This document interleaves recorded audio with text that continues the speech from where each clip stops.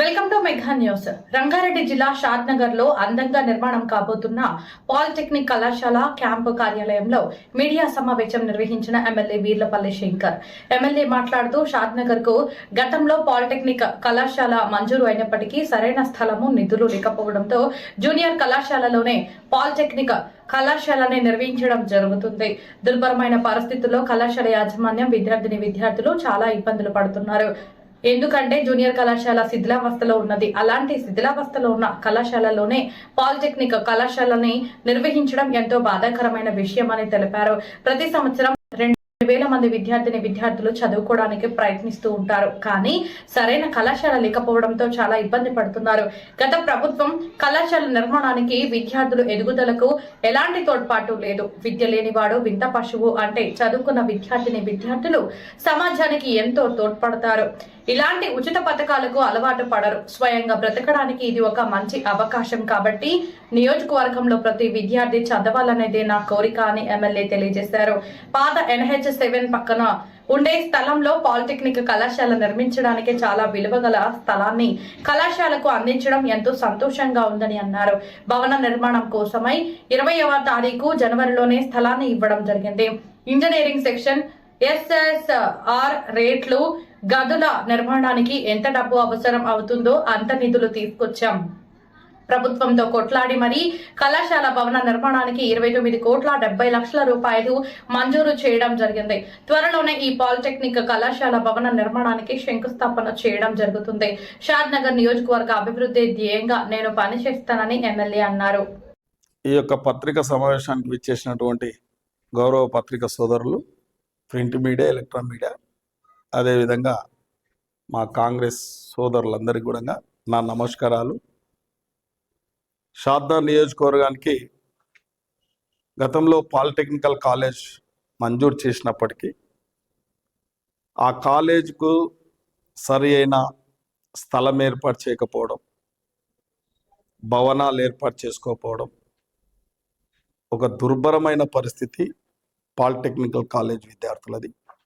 ఆ యొక్క lecturers, principal ఎన్నో ఇబ్బందులు ఎదుర్కొంటూ ఉంటే ఆ యొక్క తాత్కాలికంగా జూనియర్ కాలేజ్ అదే ఒక శిథిలావస్థకు వచ్చిందంటే ఏదో తాటిక ఏమంటారు చూడు, నక్క మీద తాటికాయ పడ్డట్టు వీళ్ళు పోయి వాళ్ళ మీద పడ్డారు.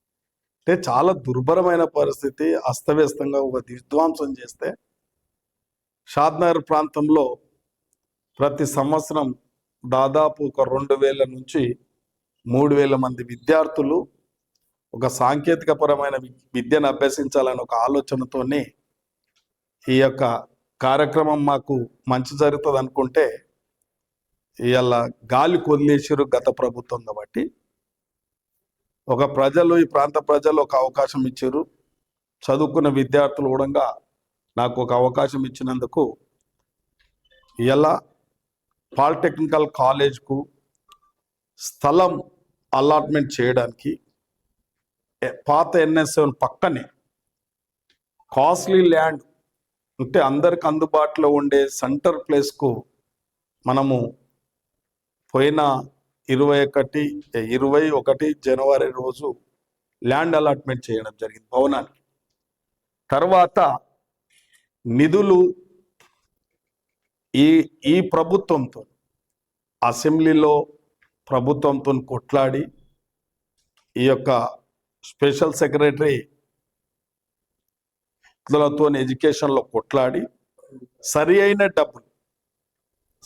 డబ్బులు అంటే ఇక్కడ ఎస్టిమేట్ల ప్రకారం ఇంజనీర్ సెక్షన్ SSR రేట్లు ఇప్పుడున్న ఈ యొక్క ఎన్ని గదులు అవసరమవుతాయి, ఎన్ని ట్రేడ్స్ ఉన్నాయి, దీనికి అన్నిటికి సంబంధించిన అధికారులతోని ఆ ప్రిన్సిపాల్లతో అందరితో ఒకసారి జాయింట్ మీటింగ్ పెట్టి మీ అవసరం ఏ విధంగా ఉంటుందో ఆ అవసరాన్ని బట్టి ఎస్టిమేట్లు ప్రిపేర్ చేసి SSR రేట్ల ప్రకారం చేస్తే అది 29,70,00,000 వచ్చింది. ఆ యొక్క 29,70,00,000 కొట్లాడి ప్రభుత్వంతో కొట్లాడి ఇలా మంజూరు చేయడం జరిగింది.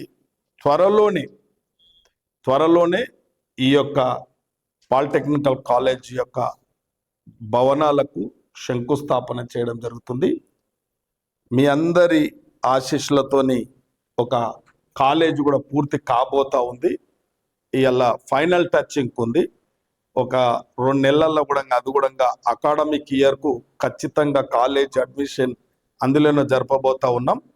అది ఈ యొక్క ప్రాంతాన్ని ఇంకా అభివృద్ధి చేసుకోవాలి కాబట్టి మనం మౌలిగిద్దకు వచ్చినప్పుడు, ముఖ్యమంత్రి మౌలిగిద్దకు వచ్చినప్పుడు అక్కడ ఒక ఏటీసీ కూడా ఇవ్వడం జరిగింది. అడ్వాన్స్ టెక్నాలజీ అనేది మీ అందరికి తెలుసు కాబట్టి అంటే ఒక టెక్నికల్గా పిల్లలందరికీ ఈ యొక్క చదువుతో పాటు టెక్నికల్ సాంకేతికపరమైన పరిజ్ఞానం ఉంటే ఎక్కడైనా బతకొచ్చు. కాబట్టి అడ్వాన్స్ టెక్నాలజీ ఒకటి, పాలిటెక్నికల్ కాలేజ్ ఒకటి, ఈ యొక్క నూతనంగా కాలేజ్ పేద విద్యార్థులకు హై స్కూళ్ళల్లో కూడా దాదాపు కొందూరు హై స్కూల్ 1 కోటి రూపాయలు, కుంట్లబడి హై స్కూల్ 1 కోటి రూపాయలు, ఫరక్నార్ హై స్కూల్ 1 కోటి రూపాయలు, గర్ల్స్ హై స్కూల్ కూడా 1 కోటి రూపాయలు, అంటే అన్ని హై స్కూళ్ళను కూడా ఒక మోడర్నైజ్ అంటే అన్ని వసతులతో కూడుకున్న ఎడ్యుకేషన్ మాత్రం ప్రియారిటీ ఇస్తున్నాం. మీ అందరికి తెలుసు. అది ఆల్రెడీ స్టేడియం కూడా అందరికి అందుబాటులోకి తీసుకొచ్చినాం.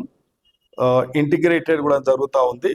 అంటే ఏది లేకున్నా ఒక పేదవానికి విద్యను అందించినట్టయితే ఆ విద్యతో పాటు ఆయన జీవితంలో ఒక మార్పు వస్తుంది, ఆయన కుటుంబంలో ఒక మార్పు వస్తుంది, సమాజంలో ఒక మార్పు కోరుకుంటా ఉంటాడు. కాబట్టి ఈ యొక్క చదువు సంధ్య రాని సమాజాన్ని చూస్తే ఈ ప్రభుత్వాలు ఎన్ని రోజులు ఉచిత పథకాలు ఇచ్చినా ఇది ఈ దేశం ముందుకోదు, ఈ సమాజం ముందుకోదు. కానీ విద్యను ఇచ్చినామనుకో ఏ ఉచిత